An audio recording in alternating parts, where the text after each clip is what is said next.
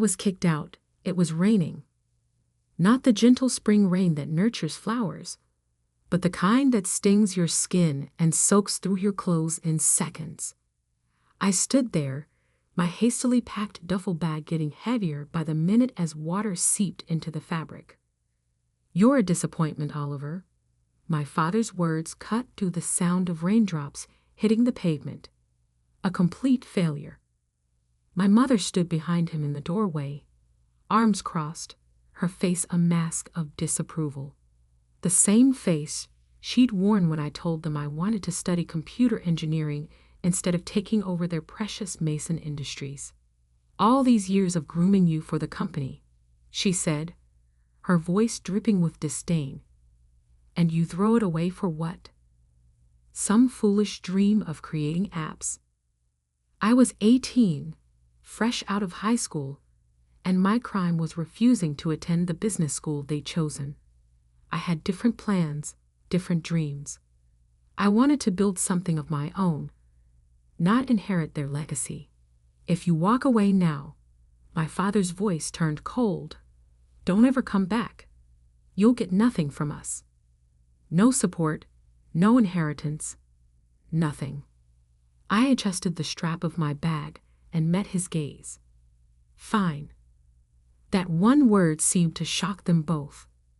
They had expected me to break, to give in like I always had before. But something had changed in me. Maybe it was the years of being compared to my perfect older brother James, or maybe it was just time to stop being the person they wanted me to be and start being myself. I turned and walked away, each step taking me further from the luxury mansion I'd grown up in. Their final words followed me down the driveway. "You'll fail, Oliver. You'll come crawling back when you realize how worthless your dreams are." But I didn't look back, not even once. The first few months were exactly as hard as they'd probably hoped. I crashed on my best friend Mike's couch, worked 2 jobs, one at a local electronics store during the day and delivering pizzas at night. Every spare moment was spent learning, coding, developing my skills. Mike's tiny apartment became my sanctuary. While my family attended galas and business functions, I sat cross-legged on a worn-out couch, surrounded by programming books and energy drink cans, my laptop balanced precariously on my knees. "You're insane, man," Mike would say, watching me code until sunrise. But the good kind of insane. He didn't understand the technical aspects of what I was building, but he understood drive. He understood the need to prove yourself. 6 months in, I had my first breakthrough. A small app I developed caught the attention of a local tech startup. They didn't offer me millions, but they offered something more valuable, a chance. A junior developer position with flexible hours so I could continue working on my own projects. I took it without hesitation. My family's company, Mason Industries, was all about traditional manufacturing, tools, machinery, the kind of business that had made my grandfather rich in the 1960s. They couldn't understand why anyone would want to work with invisible products like software and apps. But I saw the future. While they were stuck in their old ways, I was learning about artificial intelligence, blockchain, and the endless possibilities of the digital age. 1 year turned into 2, then 3. I moved from the junior developer position to lead developer at another company.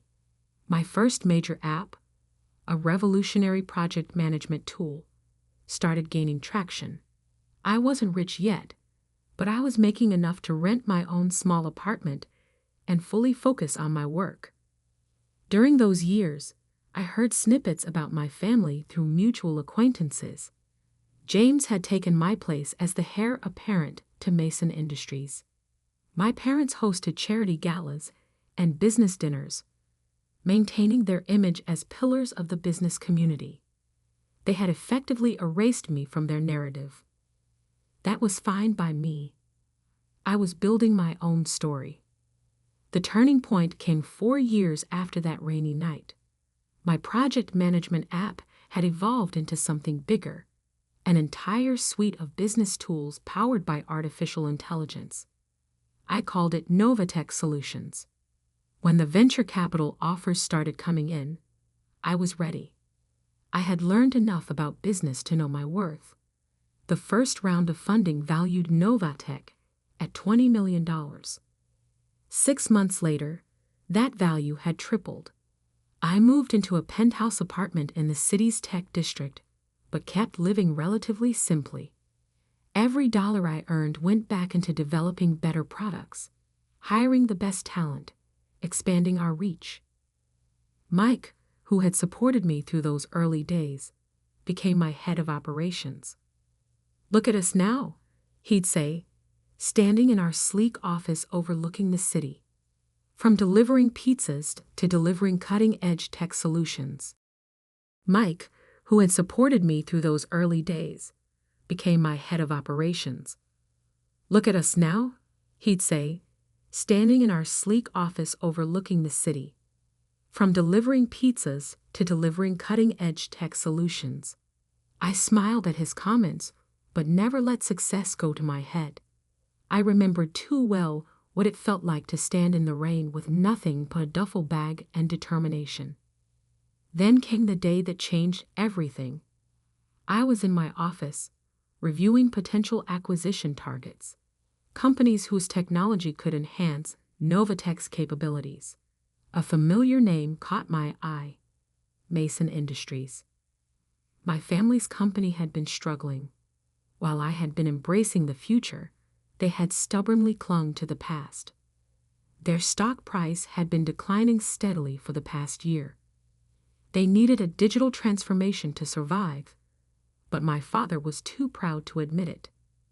I dug deeper into their financials. The situation was worse than I thought. They needed capital, and they needed it fast. About $5 million would keep them afloat long enough to modernize their operations. As I sat there, staring at the numbers on my screen, my phone rang. The number was one I hadn't seen in 7 years, but I would never forget it. My father's number. I let it ring 3 times, each ring echoing the words he had spoken that rainy night. "You're a disappointment, Oliver. A complete failure.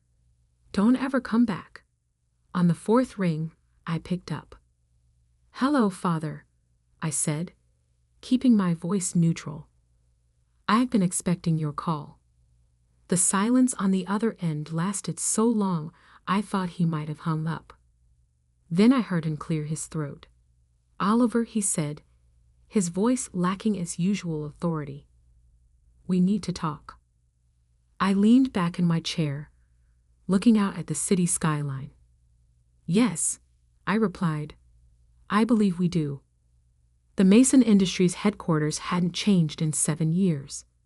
The same imposing granite facade, the same golden letters announcing the company name, the same stern-faced security guards at the entrance. But I was different. As I walked through the lobby, memories flooded back. Summer afternoons spent watching my father in board meetings, weekends when he dragged me along to inspect the factory floor, endless lectures about responsibility and legacy. "Mr. Mason?" The receptionist's eyes widened slightly as she recognized my face. "Your father is expecting you in the main conference room." I nodded, adjusting my Italian suit. Not out of nervousness, those days were long gone, but out of habit. Success had taught me the importance of appearances, though unlike my family, I knew they were just that, appearances. The elevator ride to the top floor gave me time to review the numbers in my head. Mason Industries was hemorrhaging money. Their quarterly reports showed a 60% decline in profits. Their stock had plummeted from $85 to $12 per share. They needed more than just capital. They needed a complete overhaul. The conference room doors opened to reveal a scene I couldn't have imagined 7 years ago. My father, the mighty Richard Mason, looked older, tired. His perfectly tailored suit couldn't hide the weight he'd lost. My mother sat beside him, her usually impeccable makeup slightly smudged, as if she'd been rubbing her eyes. James, my older brother, stood by the window. He'd gained weight, his face puffy from too many business dinners and too much stress. The golden boy didn't look so golden anymore. Oliver, my father said, standing up. He extended his hand, then seemed to think better of it and pulled it back. Thank you for coming. I took a seat at the opposite end of the table, placing my briefcase carefully in front of me. Let's skip the pleasantries, I said. I've seen your numbers. James turned from the window, his face flushing. You've been spying on us? Publicly available information, brother. Your company's decline isn't exactly a secret. My mother flinched at the word your, not our. Not anymore. We've had some setbacks, my father began, his voice taking on the smooth tone he used for difficult business negotiations. The market has been unpredictable, and our traditional customer base. Your traditional customer base is shrinking because you've refused to adapt. I cut in. The world is digital now. Manufacturing isn't just about machinery anymore. It's about smart factories, IoT integration, predictive maintenance using AI. James scoffed. And I suppose you're the expert now, with your little computer programs. I pulled out my phone, opened a specific app, and projected Novatech's latest quarterly report onto the conference room screen. The numbers spoke for themselves. $500 million in revenue, 300% year-over-year growth, contracts with Fortune 500 companies. The room fell silent. You're the founder of Novatech, my mother whispered. CEO and majority shareholder, I confirmed. Those little computer programs have built a company worth more than Mason Industries was even in its prime. My father's face had gone pale. He remembered, I was sure, every dismissive word he'd ever said about technology, every time he'd called my dreams worthless. We need $5 million, he said finally, his voice hoarse. A bridge loan to implement necessary modernization changes. We can offer favorable terms. I'm not interested in a loan, I interrupted, opening my briefcase. I'm interested in acquisition. The word hung in the air like a thundercloud. James pushed away from the window, his face contorted with anger. Acquisition? You want to buy us out? Your own family? Family? I let out a quiet laugh. Wasn't it you, James, who told everyone at your engagement party that you were an only child? That you'd never had a brother? He took a step back, caught off guard that I knew about that. Oliver, my mother began, her voice taking on the pleading tone she used to use when trying to make me study business textbooks instead of programming. Surely we can work something out. We're still your parents. No, I said firmly. You lost the right to call yourselves that 7 years ago. This is purely business. I pulled out a thick contract from my briefcase and placed it on the table. Novatech will acquire Mason Industries for $25 million. That's more than generous given your current market value. We'll retain most of the workforce, modernize the facilities, and integrate your manufacturing expertise with our digital solutions. And what about us? James demanded. What happens to the family? I met his gaze steadily. You'll be offered a position in the newly formed division, a junior position where you'll have to earn any promotions based on merit, not bloodline. Father can serve as an advisor during the transition, after which he'll retire with a comfortable pension. Mother's social connections might be useful for client relations, But that's up to her. My father's hands were trembling slightly as he reached for the contract. And if we refuse, then I leave, and you can try explaining to your shareholders why you turned down a lifeline. Your stock will probably drop another 50% by next week. You might last another month. Maybe 2. Then bankruptcy. The room fell silent except for the sound of paper rustling as my father slowly turned the pages of the contract. You planned this, James accused, his voice bitter. All these years, you were just waiting for us to fail. I stood up, straightening my jacket. No, James. I was too busy succeeding to waste time waiting for your failure. You did that all on your own. How long? My mother asked suddenly. How long do we have to decide? I picked up my briefcase. The offer expires at midnight. Not a minute later. Midnight? My father's voice rose. That's impossible. We need time to review with our lawyers, to consider other options. You don't have other options, I said calmly, and you don't have time. 7 years ago, you gave me 5 minutes to decide my entire future. I'm giving you 12 hours. I'd say that's more than fair. I walked to the door, then paused. Oh, and one more thing. I turned back to face them.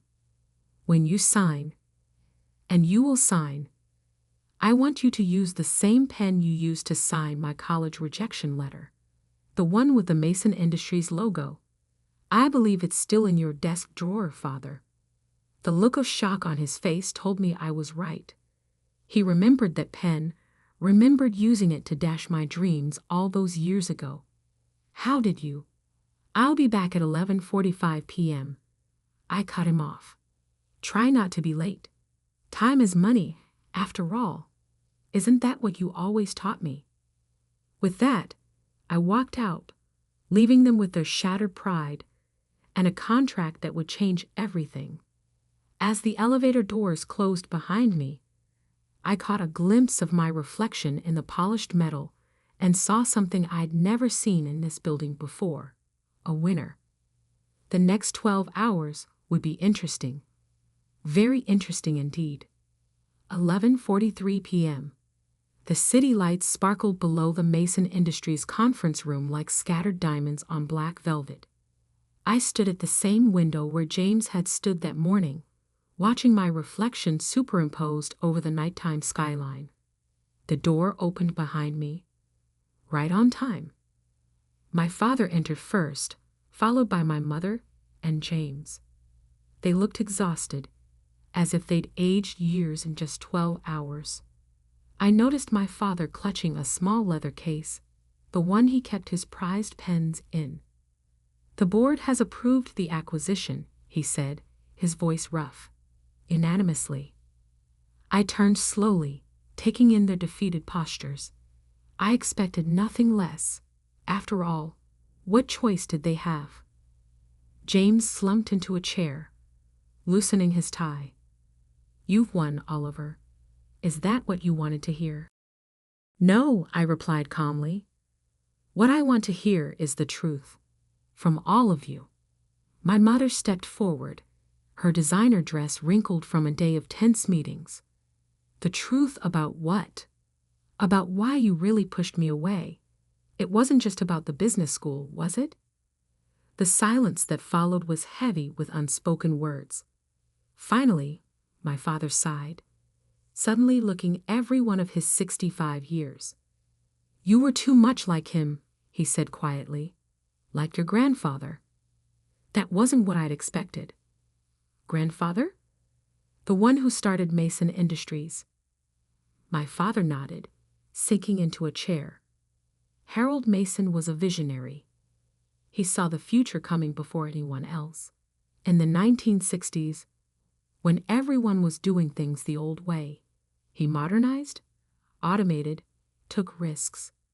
The board thought he was crazy. Even his own father called him a fool. He pulled out the pen case, opening it with trembling fingers. But he proved them all wrong. built this company from nothing into an empire. And you, he looked up at me. You have that same look in your eyes, that same drive. It terrified me. Because you're not like him, I finished, understanding dawning. You're a maintainer, not a builder. You wanted the company to stay exactly as it was when you inherited it. I wanted stability, he whispered. Safety. When you started talking about technology, about changing everything, I saw my father in you. And I remembered how scared I was every time he took another risk, launched another venture. My mother touched his shoulder gently. We thought we were protecting you, Oliver. And James was more like your father. Cautious, reliable, boring. James interjected with a bitter laugh. That's what you mean, isn't it? I was the safe choice, the one who wouldn't rock the boat. I walked to the conference table, spreading my hands on its polished surface. And now look where we are. The safe choice led straight to bankruptcy. The crazy dreamer built a tech empire. We were wrong, my father said, and the words seemed to physically pain him. About everything, about you. He opened the pen case and removed the Mason Industries pen, the same one he'd used to reject my college plans 7 years ago. The gold logo caught the light as he placed it on the contract. Before I sign this, he said, I need to know what really happened after that night. How did you do it? I sat down across from him, feeling an unexpected urge to finally tell my story. The first few months were hell.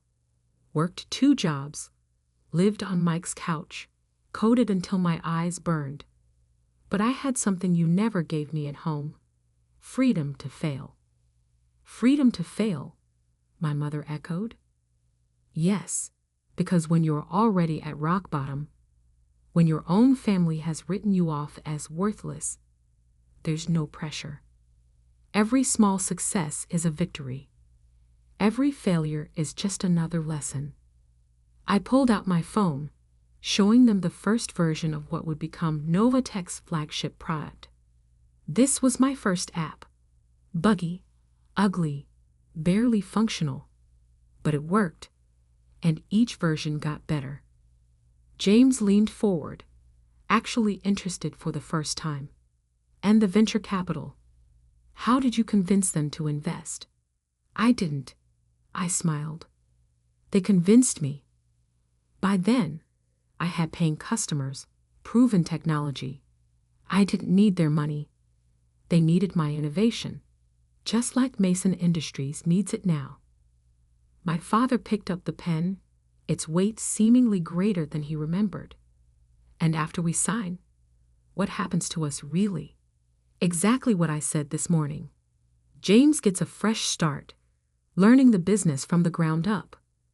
Mother can maintain the social connections that bring in clients.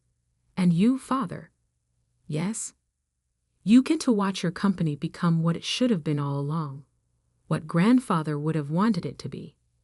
He pressed the pen to paper, then hesitated. Why didn't you just let us fail? You had every right to. Because that's not what successful people do, I replied. They don't destroy. They transform. They don't settle scores.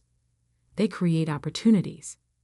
Everything you taught me about business was wrong, but everything grandfather built still has value. It just needs to evolve. 11:59 p.m. The scratch of the pen on paper was the only sound in the room as my father signed away his company. My mother wiped away tears as she added her signature. James, surprisingly, signed without hesitation. As I reached for the contract, my father grabbed my wrist, not roughly, but with an urgency I hadn't seen from him before. Oliver, he said, his voice cracking. I'm sorry. For everything. I looked into his eyes, the same eyes that had once looked at me with such disappointment, and saw something new there. Respect. maybe even a glimmer of pride. I know, I said softly, taking the contract. But it's not me you need to apologize to. It's yourself, for being too afraid to embrace change. For letting fear of failure stop you from trying anything new. Can you ever forgive us? My mother asked. I stood, tucking the contract into my briefcase. I forgave you years ago. That's why I'm here now, saving what's left of Mason Industries instead of watching it crumble. And us? James asked. Can we be a family again? That depends, I replied. Are you ready to be part of a family where success isn't measured by how well you maintain the status quo, but by how bravely you face the future? One by one they nodded. Then yes, we can try. Not as the Masons who kicked out their son for daring to dream differently, but as the Masons who learned that true legacy isn't about preserving the past. It's about building the future. I walked to the door, then turned back one last time. Board meeting tomorrow at 9 a.m. Don't be late. We have a company to rebuild. As I rode the elevator down to the lobby, I thought about that rainy night 7 years ago. The scared 18-year-old with a duffel bag and a dream. If someone had told him that one day he'd own the building he was being kicked out of, he probably wouldn't have believed it. But that's the thing about dreams. They don't need anyone's permission to come true. They just need someone brave enough to chase them. Mike was waiting in my car outside. How'd it go, boss? I showed him the signed contract. Mason Industries is now part of Nova Tech Solutions. He grinned. And the family drama? That's a work in progress, I replied, looking up at the building that would now be part of my company. But for the first time in 7 years, it feels like there might actually be progress. Just remember, Mike said as we pulled away from the curb, no matter what happens with them, you've already proven yourself. To yourself, and that's what matters. I nodded, watching Mason Industries shrink in the rearview mirror. He was right. Success wasn't about proving my parents wrong. It was about proving myself right. Everything else was just details. Tomorrow would bring new challenges. Integrating the companies. Modernizing the facilities.